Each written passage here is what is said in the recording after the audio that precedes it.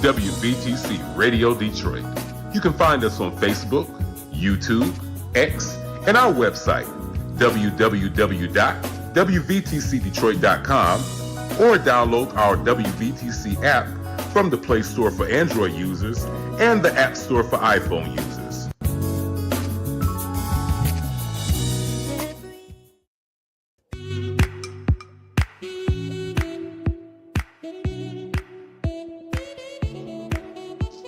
Thank you for tuning to WVTC Radio Detroit and the Community Bell Show with your host, former Wayne County Commissioner, Edna Bell.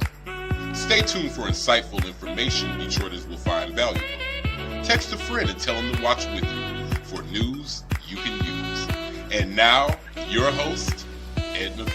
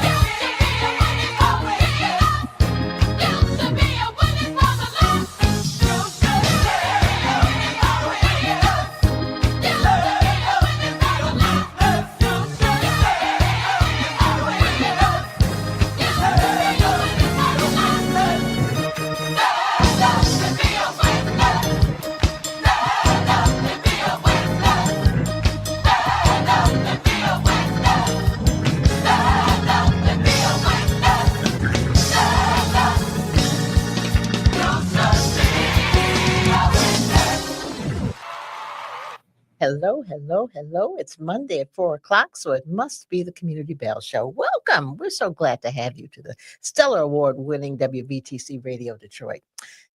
Thank you for joining us again. As always, it's a lovely day outside. It was a lovely day yesterday. Saturday wasn't as lovely, but that's okay. But it's a lovely day, and we're glad to have you with us. And I've got some sad news today. My youngest niece made her transition on Saturday evening. Heartbreaking. She was such a wonderful young lady, and I just needed to say that and say thank you, Lord, for giving her to us for as long as you did. But that was really, you know how your days are interesting. We were celebrating my grandson that morning in his commencement from Cranbrook and his Upward Bound program, and then later on we went to get him ready for prom. And just as we got him off to prom, and I'm getting ready to go to the hospital and get this call that says she's gone. Heartbreaking. But you learn to live with it. So to my family and to all those folks that love Miss Jamie Albert Bryant, we still love you. We'll always love you. We will always love you. She was a wonderful young lady. A wonderful husband. Just got married 2 years ago in July. Met this great guy. You know, God does things in a strange way, and we just have to accept what he does and try to live with it. Try to live with it. It's hard sometimes. And I know the right words to say and all that kind of good stuff, but saying them sometimes just doesn't make it stop hurting. So my dear niece, Jamie Talbert Bryant, made her transition, 47 years old, this past Saturday. She gave it a good fight. She was a great young lady. Just love her to death. Speaking of young ladies, we're doing things who are great young ladies. I've got a great young lady with me this afternoon. You probably look at her and say, oh, she's really a young lady. She can't be a mayor of anything. How can she be a mayor of something as young as she looks? Well, she is, and is not new at it.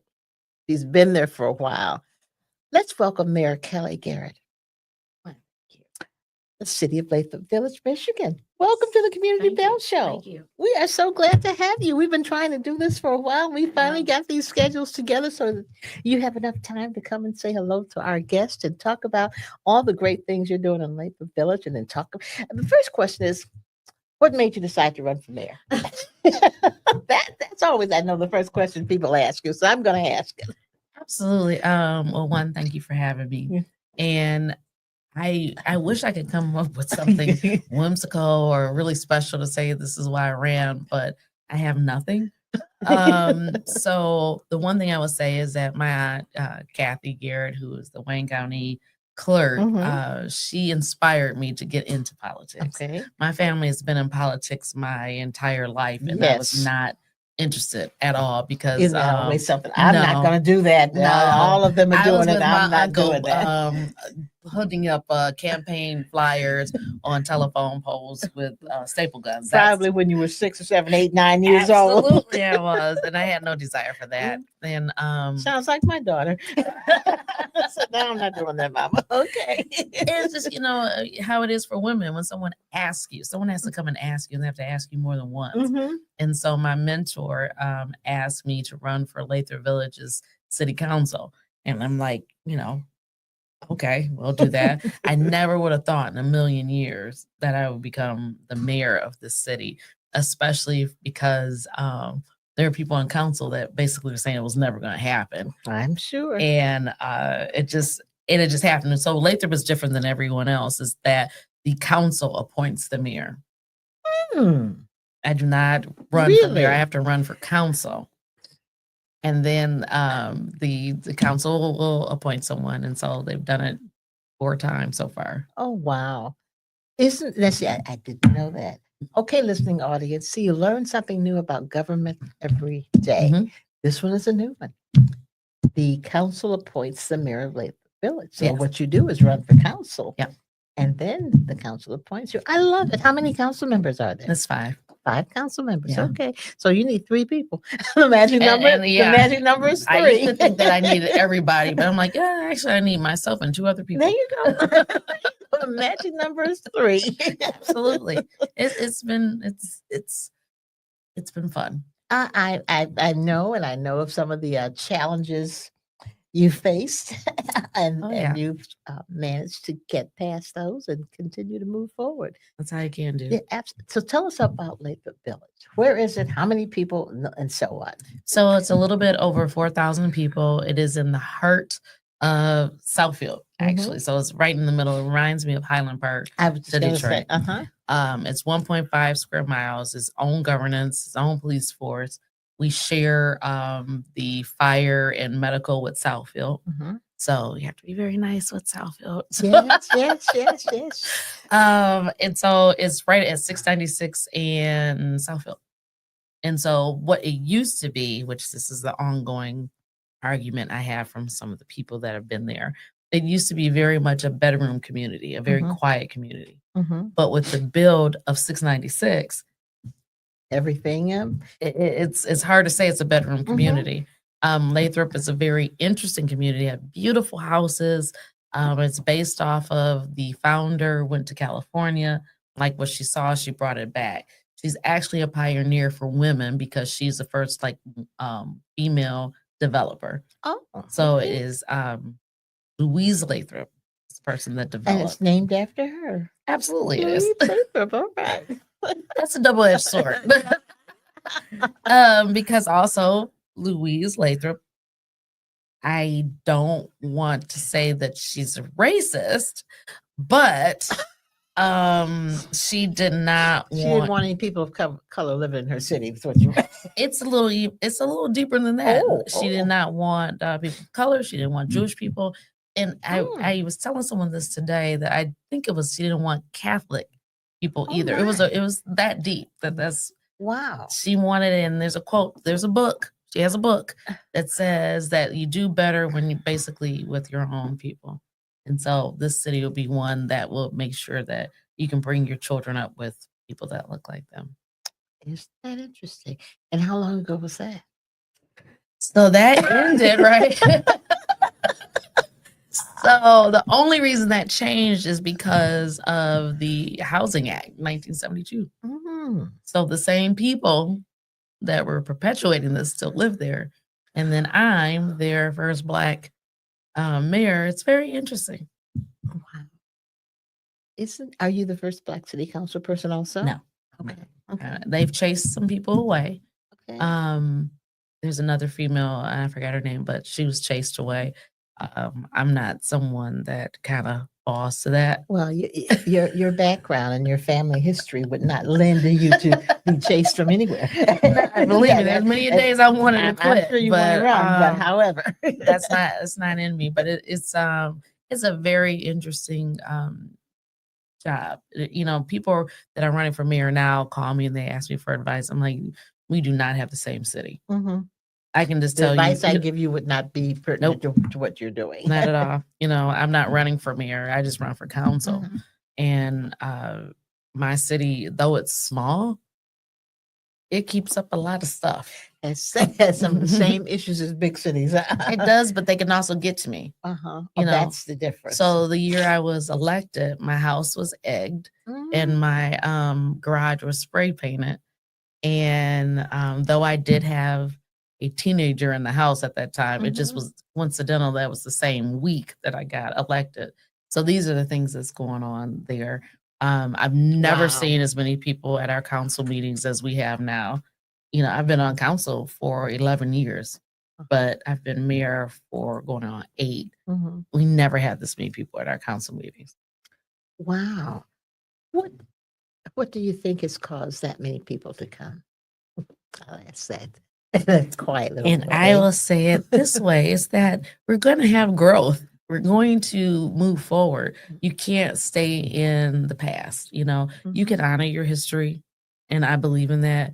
But the fact is that we need revenue. Which means we need new people. And we need new people. We need new businesses. It is, if you go down Southfield Road, I didn't do this before, but now I get all teary-eyed when I drive down it. We've done a lot. It used to be the city that was left behind. If you get off the freeway, get off Southfield Freeway, come up to Lincoln, you see all the stuff that's going on in Southfield. Then you come in Lathrup, you're like, God, this still looks the same. And then you hit 12 Mile and it's all new again.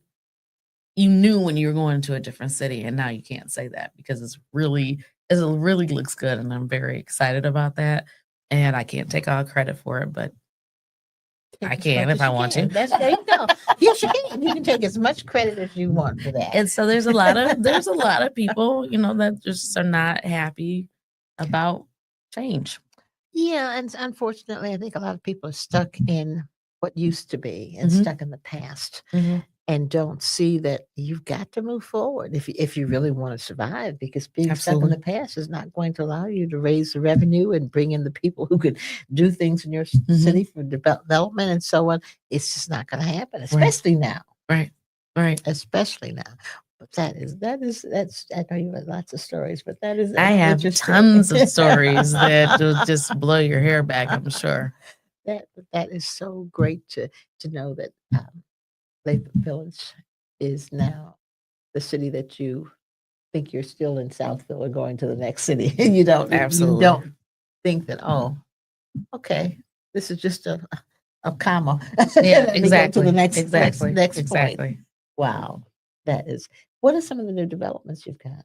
So we have new restaurants. We have Anita's, which is very good. It is custard and Italian ice.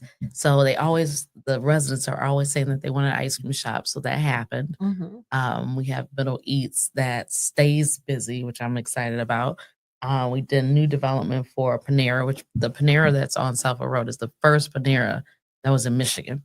And so they rebuilt it. And it's smaller, but it's still new development for that. We have a pending new development on Southfield, which is the old Annie Lathrup School, which has been vacant for at least 12 years.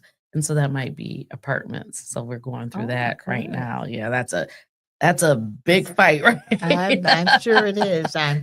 You're bringing in more people. Not just more people. But the probability of people that do not look like the people that started the city. More of those people. Yeah. Now that school, it seems to me I've seen that when I've gone down Southfield Road. It's at Southfield and what? Golden Gate. So if you are going north on Southfield, it'll be the light before 12 Mile. Okay. Right near Lane Bryant. Yeah. Okay. Gotcha. Kitty corner from Lane Bryant. And I've been in that building. Something needs to be done. It's really bad on the inside. Okay. Well, if you've got a developer who wants to take on that challenge, it makes sense to. It's privately owned, and so the owner is the one that's taking it on, not us. Perfect. Yeah. Well, that makes it even better. Absolutely. I'm excited about that. Yeah. And once that gets built, if that goes through, then I can officially say, and I'll say it on here, that I can quit because everything that I ran on will be done. And so I believe in you run on something, you do it, then move on to something else. Okay. You heard it here first, everyone. You heard it here. Well, so let's not get this development going too fast because we want to keep it around a little bit longer. So I don't know. I think you're it's not trying time. to stay. No, it might. I mean, 11 years. It is a long time.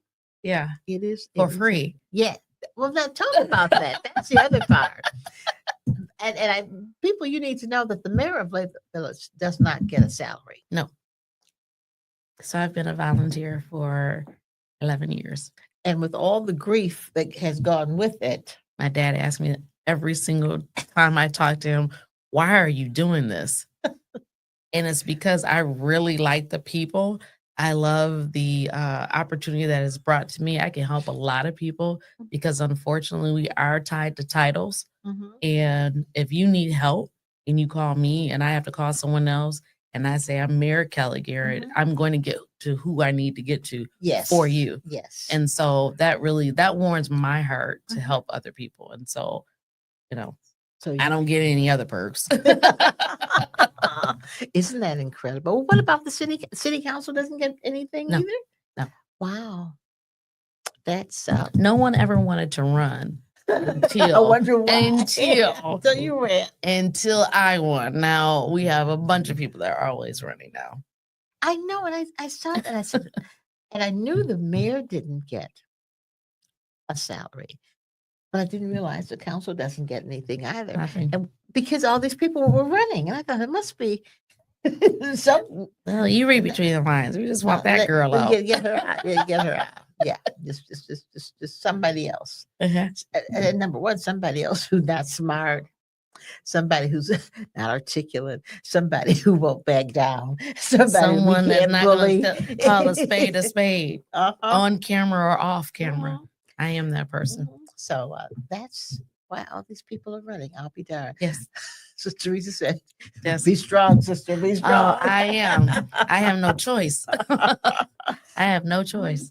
But it's really interesting how positions don't become valuable until others see that somebody else that they don't want to have it can get it. Oh yeah. And do it well.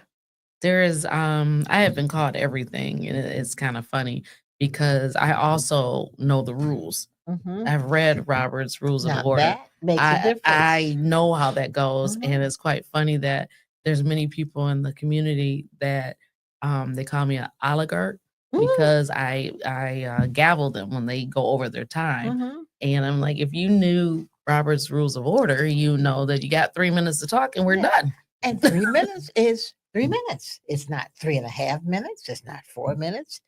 Count them. It's And three. we got a clock. I asked them to bring a clock so you can see that. And I also do my homework. So I called my sister mayors Mhm. and brother mayors to see how long they give people. Mhm. And like 3 minutes. I'm like, okay, so I'm not going. You're not going against the grain. No, I love it. I just, it's too bad that we have to.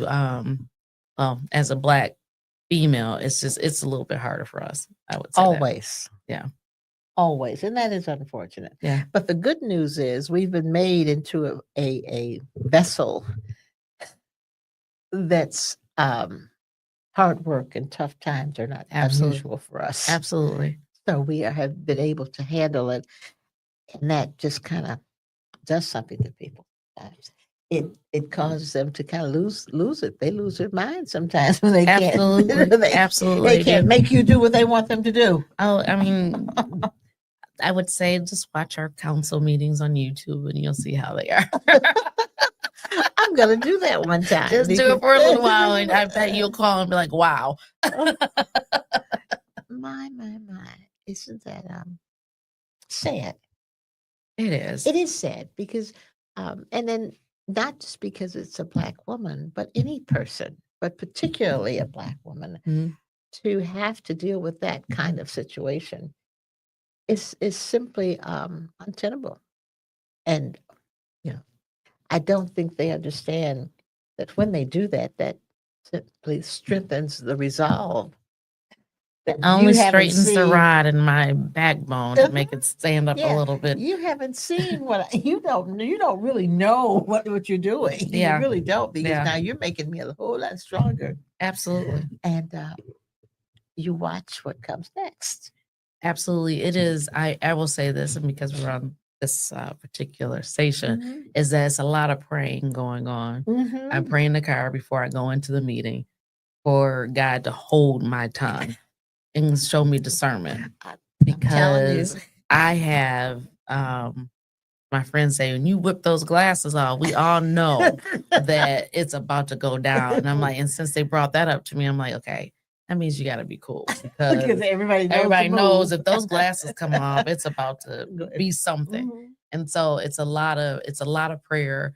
And I don't know why God has me in this position, especially as stressful as it is, and for free. I didn't. What is it, God? But still, I think of it this way: you're doing this now. Mhm. There's something else coming. I know. There's something else coming that you don't even see and you wouldn't even dream of. And I say that because I know for a fact. I will tell you, as I told you earlier, about being in this radio station. Mhm. This was the last thing that I ever thought that I would be doing. Right. And when Miss Sandy Rose approached me at the grocery store, I said, "Me? I don't know how to do that." Right. Sure. And so you just don't know.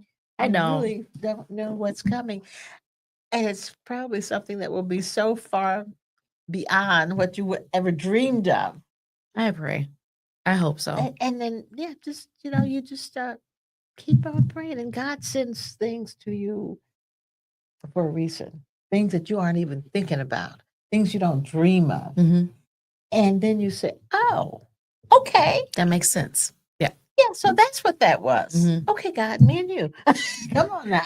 I do pray that regularly, that of all the things I've gone through, there has to be something that I'm being set up for. Something much more just bigger, more than I could have ever even thought about. Absolutely. Has to be. And I'm sure of it. I just can't wait to see what it is. Me neither. God, we're waiting on you. We're going to wait on you because I just know that there's something big coming your way. I believe that. I don't know what it is, but he's just getting you ready for it. I'm looking forward to it. You're going through all these trials and tribulations for a reason.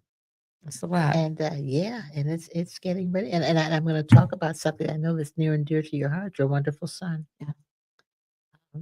Met him, just a wonderful young man, Mhm. and you started a scholarship in his I name. did. Talk about that. So Chandler, well, yeah, the reason I did a lot of things is Mhm. one thing that I said I wanted to be in politics and keep going is because I wanted to leave a legacy for him. And so he can say, and his children could say, that was my mom that did blah, blah, blah. But Chandler passed away in October of 2021 from sickle cell anemia, which that alone disturbs me because people are still dying from sickle cell anemia. Yes. And so out of devastation, I was going to give it to the Sickle Cell Association of America. And not that I'm trying to poo-poo nonprofits, but I like to see my money in action. And so Chandler was going to my alma mater, which he took a gap year. Okay. Oh, that's a new thing. That is a new thing. I had the young man talk about a gap year just yesterday. I said, we don't do gap years. I mean, I'm like, if that's what you want to call it, yeah, it's a gap we don't year. do gap years. He had the he wanted to go to Michigan State, and I'm also very much a realist, and I'm like, honey, your grades don't say Michigan State, so take this gap year, get yourself together. And so he ended up going to Rochester. Now it's Rochester Christian University. Wrote a really lovely essay, which it would brought tears to my eyes, choked me up. But went to school in August of 21. He was in school for maybe a month and a half. And then when he passed away, when I had to call the school, they did this memorial for him. Wow. That blew me away. And they were so receptive and they were so helpful. And then the students and the staff and the faculty all knew him. And I'm like, he was here a month and a half. Wow. And what so, an impact. yeah. And so I decided, you know what, this is where we're going to do. We're going to send money here.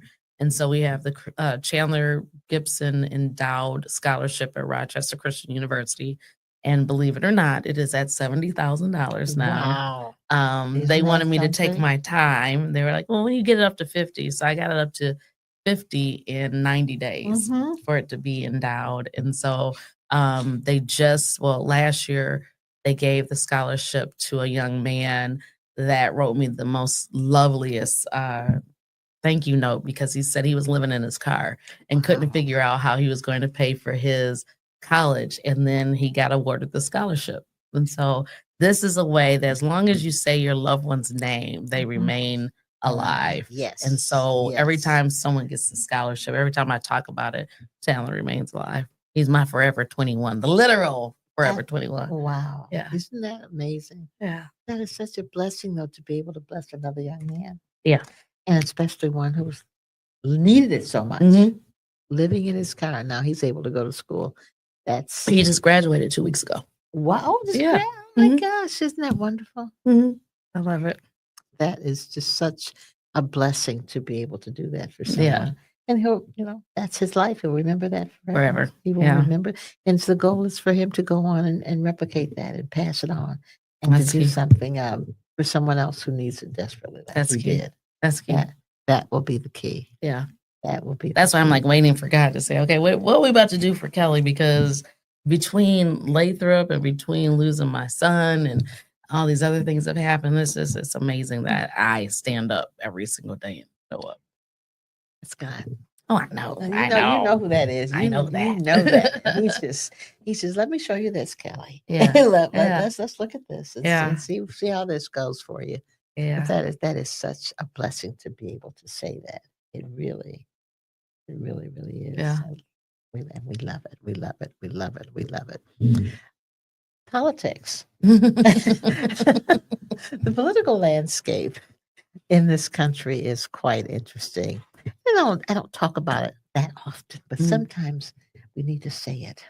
To say that there's some things going on in this country that don't quite fit what the founding fathers, whoever they are, Absolutely, wanted them to do, and we've got people making their own rules. And that's the part that I think needs to really be spoken to. You can't make your own rules. Now you might win an election and okay, you won, but you can't make your own rules. And No. then when the courts say you do this and you do something else, there's got to be some kind of repercussions. There's got to be something that says, okay, now wait a minute. And so that is the part that's really gets to me more than anything else.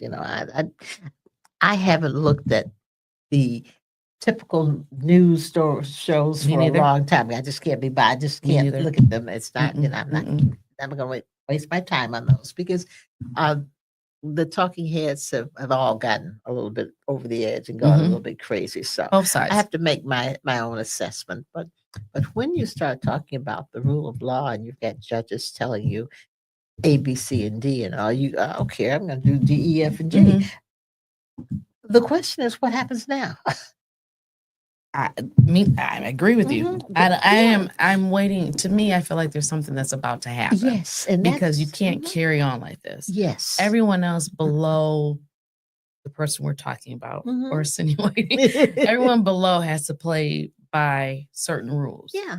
If I even dared go against what our charter says or our ordinances, I would be recalled. I would be out of there in a heartbeat. I mean, it's amazing to me of what's going on.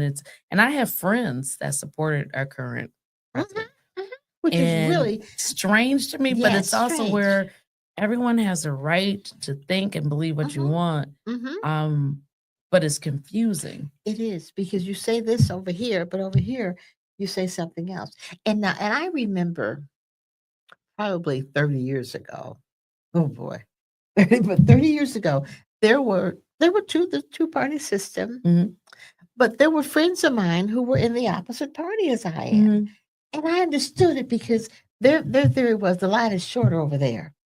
And I can get some deals done and I can do A, B, C, and D. But and they're not that bad. And Right. and I said, "Yeah, I got you. I Right. understand." Right. But now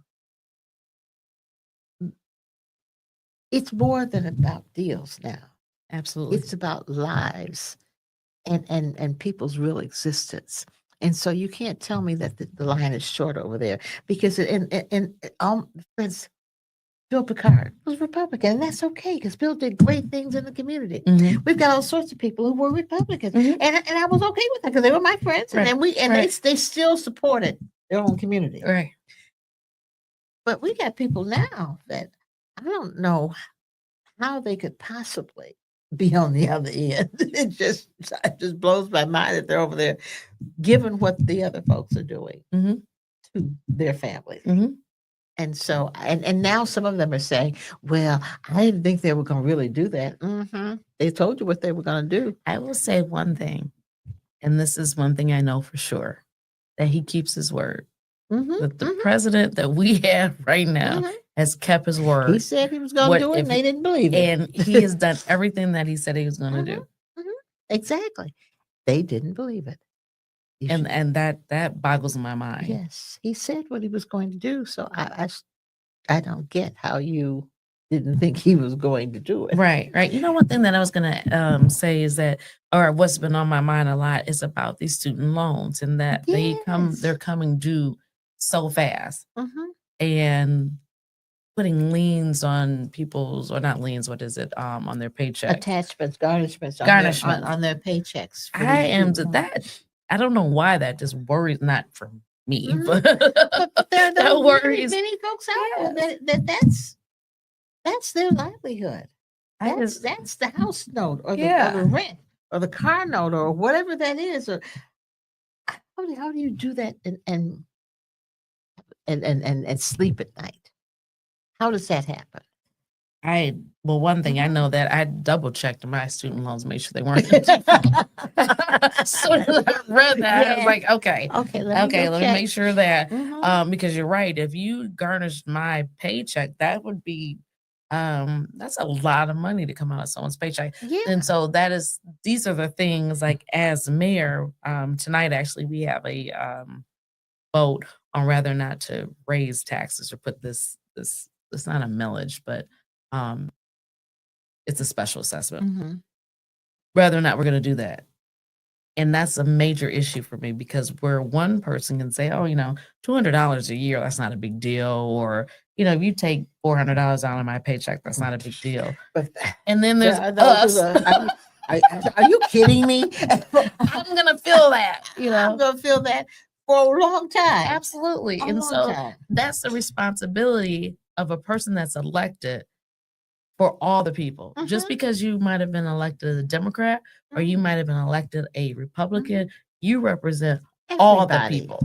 And so that's when you have to put your partisan on the shelf and figure out what's best for the people, not just what's best for your party. Yes. And I think that that's where we're kind of getting confused at. And I'm not saying I'm not a Democrat, but I'm saying that that's where we need to start focusing on is the people and not the party. Exactly. And who's going to represent us the best? Wholeheartedly. Who has kept their word? Good or bad? Who's kept their Who's word? kept? So whatever it is, who's kept their word? Yeah.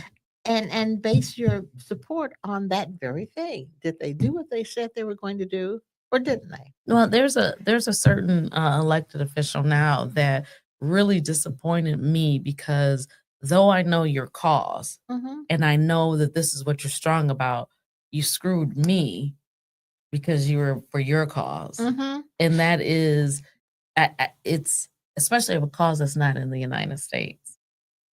That's not in Michigan. That's not in Detroit. That's not in, that bothers me.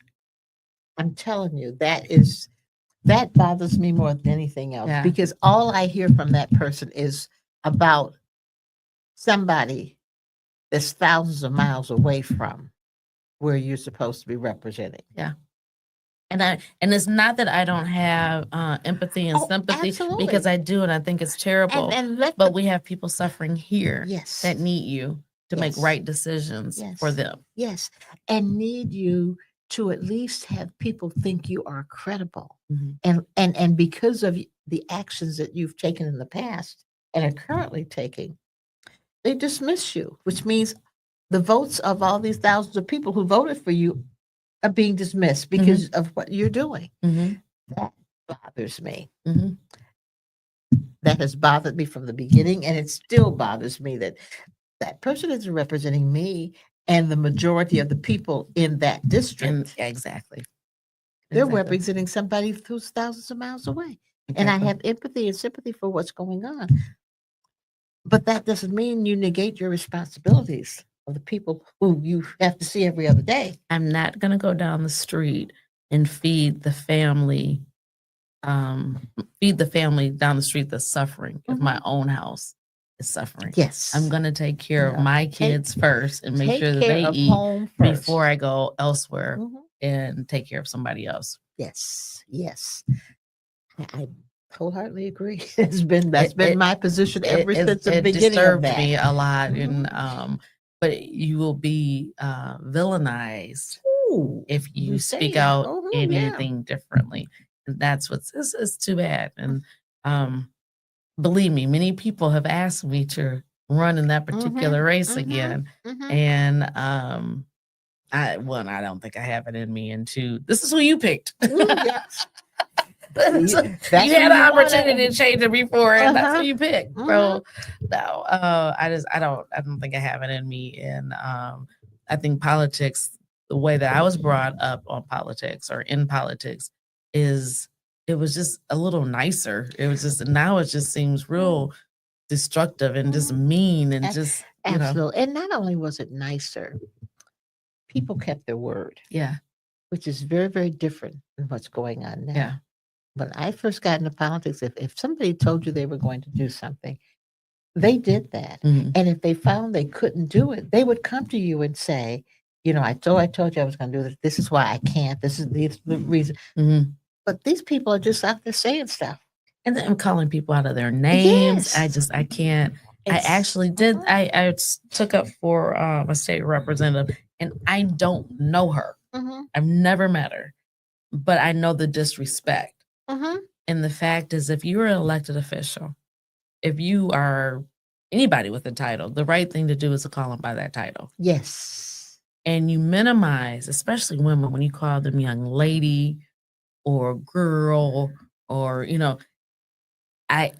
it drives me up the wall because that's what happens to me on a regular basis. On a regular basis, where I don't fight anymore. If you don't call me Mayor Kelly or Mayor Garrett, I'm fine with it. But also know I'm giving it back to you. You are no longer Miss whatever you are. Since we're friendly like that, I'm gonna call you by your first name too. Exactly. But I had to get in an argument with someone where they were trying to say, well, she was disrespectful to me. Well, what I saw, she was not. You started it. And the fact that you called her young lady. And if she's sitting on that dais, then her name is either state rep, representative, your honor. And I think we've also gotten away from that too. Yes. Just the plain, just being respectful. Yes. And those titles are not easy to come by. No. And you need to be respected for the fact that you have gained that level. And people don't understand. But again, I think we've got such a different kind of electorate. It is. It is so different. And I don't know if it's because it isn't taught in school the way it was when I grew up. Right. Or it isn't taught in the home or in communities where it is, where the breakdown is. I agree. But there's something that's left out that sometimes I don't even know that people know they're not being respectful. Right. And that's what they told me. They didn't, they did not understand calling her a young lady was I thought that was being nice to her. Yeah, and I'm like, it's not. No. She's earned that title. Right. Right. And I think that you're right that it's not being taught in school. I think that it's just a whole disrespect that's running the gamut in the world, period. You can call people stupid on the news or just amazing. And that floors me. Yes. Yes. Even in my meetings, someone has flipped me off. Someone has said F me in a meeting where it shocked me, but it also made me laugh because I'm like, now I throw you out. You give me the grace to throw you out. Now you cross the line. But it's just it's the disrespect, period. And it saddens me. And it's unfortunate that this is the other side of it that I think people won't like me saying this, but I think people also are looking for jobs. Yeah, I said it. That's and what's so interesting about what you said, because you're right. I think in some cases they don't even know what the job is that they're looking for. Right. They don't know what the responsibilities are.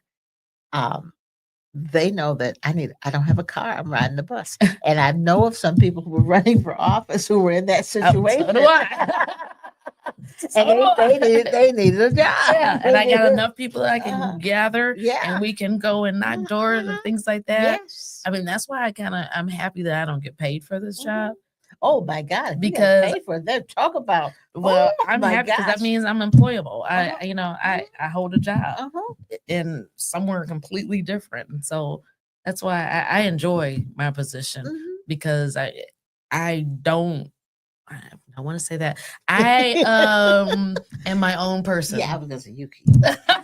Yes, I'm my own person, and I make my own decisions. Yes. No one pays me to do this, say anything different, and I can do it because it's the right thing to do. And I Absolutely. don't have to worry about what anybody else says about it. But speaking about your other position, talk about your other position. So, university school. I am the director of development at Rochester Christian University. And they decided to hire me because of how much money I raised for Chandler. This lady can raise money. We need her on the payroll. Yeah. And then also I went there. It's a Christian school. The idea of being able to be surrounded by people that have the same belief as you is something different, I'll bet. And so for me, it's like, are you really this nice? Are you really this kind? Are you really praying before meetings? But it's really nice, and I love the campus. The campus is absolutely Where beautiful. Is the campus? It's in Rochester Hills on Avon Road. Okay. It is. I mean, it's so peaceful, and you feel like God is really there. I had some issues first going there because I was thinking about Chandler there, and I was like, I don't know if I can keep this job because every time I would go outside, you started crying. Absolutely, every single time I go near his dorm, I'm like, this is not going to be good. But I'm excited to be with them because I know, and they just hired. What I love about this school is all the schools that are going through this DEI change where I know a lot of schools have folded. I know that's another thing. Yes. Now schools have folded, and we're not going to have DEI. I mean, companies, cities, things like that. This particular school said, "Fine, I won't call it that, but I'm going to show you that this is how we operate." And they just hired their first Black president. Oh wow! Really? Yeah. Wow. Yeah. Wow. And it was a wow. I mean, we were at partnership dinner. Everyone was kind of like, ooh. It was hilarious. I mean, Wow. but it was wonderful. And I'm looking forward to working with him. I'm actually going to introduce you to him. Oh, that would be wonderful. Have them on the show. Oh, absolutely. I would love to have them on the show. Absolutely. Because, they talk about DEI, and I said to myself, they really don't understand. The people who benefit from DEI don't look like us. Yeah. Yeah. We were not the ones that benefited from DEI. Yeah. So you don't even know that you're hurting your own people. Yeah. When you talk about getting rid of, because we didn't benefit, just like we didn't benefit from the affirmative action programs when they spoke to contracts. We're not the ones that got the contracts. Other folks got the contracts that don't look like us. Might be the same gender, but they didn't look like them. They're the ones that benefited from those contracts and those rules. So you just don't even understand what happened. Right. But that's okay. You'll see. Because we survive. We've always been able to That's do our what thing. happens. We survive. That's our thing. Yes. Yeah. And so we'll be okay. Now, the folks that won't be okay are the people who don't know how to survive and who have never had to survive. Right. Right. They didn't think they were going to get touched when they started laying off all these people from all these jobs. Absolutely. They What was the are in number one shock. thing that you were told? Go in what positions that you could be there forever? It was your government utilities. That's right. And oh my. Yeah. And so now they are in shock. Me? That was for those other people. That Right, you were right. you don't take my job, lay me Right. off. There's other folks. Right. So I'm just sit back and watch. And I say to people, "Don't worry, God's got this.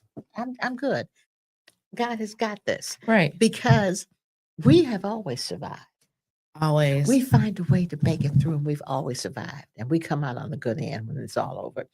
Some other folks won't necessarily be able to do that. And we're going to pray for them. But we're going to be okay. We're going to be okay. Be sure to get back to me so we can have the new president. On the I show. absolutely am going to do that. That would be wonderful. That Absolutely. would be wonderful. Mayor Kelly Garrett, thank you so much for being on the show. Absolutely. Thank you Mayor for having me. Daughter, I got to say, daughter of my friend Jerry Garrett. Make sure you say that. My guy. I'm his daughter. That's my buddy. My buddy.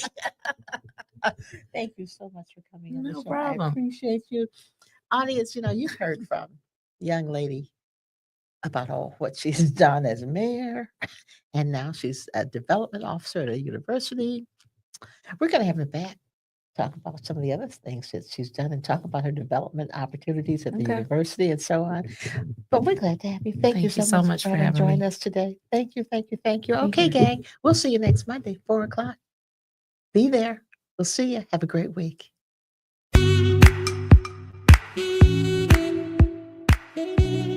Thank you for listening to Community Bell with your host, former Wayne County Commissioner Edna Bell.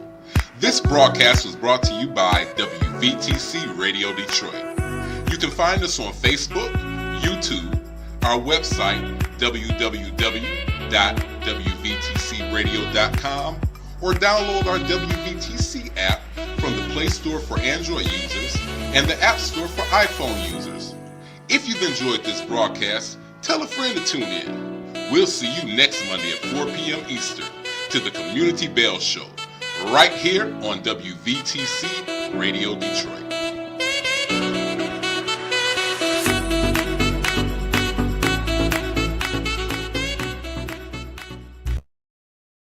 Hello everybody, this is Brandon Waddles, the son of Detroit, Michigan, just telling you all to make sure that you keep on watching WVTC Detroit.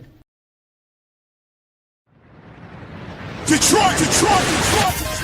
Get ready! Two gospel music powerhouses are coming together for an unforgettable night of music and ministry. It's the annual fellowship featuring the Detroit Gospel Music Workshop of America and the Gospel Music Workshop according to Chicago Choir. It's happening Friday, May 23rd at 7 p.m. at Mount Zion Baptist Church, 3600 Van Dyke in Detroit. Come experience the anointed sounds of these two dynamic choirs under the direction of Dr. Michael Fletcher and Malcolm Williams. General seating is just $10 and VIP seating is $20. Get your tickets from any Detroit chapter member or on Eventbrite. Don't miss this divine night of praise. Visit gmwadetroit.org for more info. WVTC Detroit, where gospel live.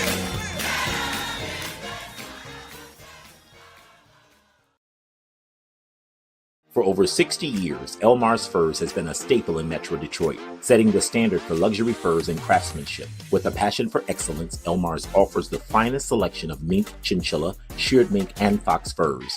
From custom designs to one-of-a-kind pieces, Elmar's ensures every client leaves with the look they've always dreamed of. Elmar's also offers monogramming, cleaning, repairs, and appraisals, ensuring the fur stays as beautiful as the day you bought it. Elmar's Furs, where elegance is affordable.